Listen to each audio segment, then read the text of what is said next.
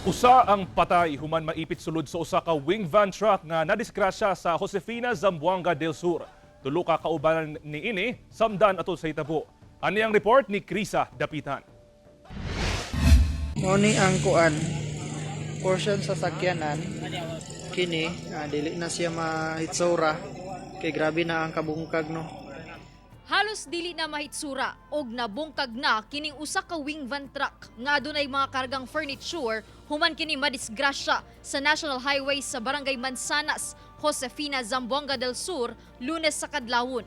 Gikan matud pa sa Dipolog City ang maong truck ug padulong unta sa probinsya sa Bukidnon dihang nahitabo ang aksidente.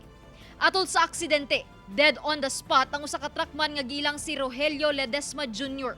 Human kini maipit sulod sa truck dihang mibalintong matud pa ang truck tungod sa kakusog sa impact. Samdan ang driver sa truck ug laing duha pa ka truckman kinsa gilayong gidala sa ospital sa Mahayag, Zamboanga del Sur.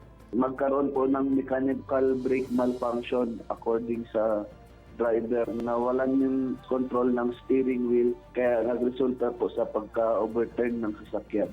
Dugang sa kapulisan, padayon pa ang investigasyon nila kung nawad-an ba gayud og kontrol ang maong truck o tungod sab kay overloaded kini sa mga kargang furniture. Sa karon, gitabangan na sa mga personahe sa Municipal Disaster Risk Reduction and Management Office ang pagtangtang sa truck. Padayon sab ang pakigkoordinar sa kapulisan sa mga kabanay sa biktima. Pahimangno nila Sa mga malalaking truck, magdahan-dahan lang po tayo. Lalo na sa gabi po, ma'am, no? Kasi madilim din po. Hindi rin natin makikita yung mga turns o kaya mga sharp roads na curbing. Lang pong advice natin is magdahan-dahan po yung mga biyahero na dumadaan dito sa Nangos City na.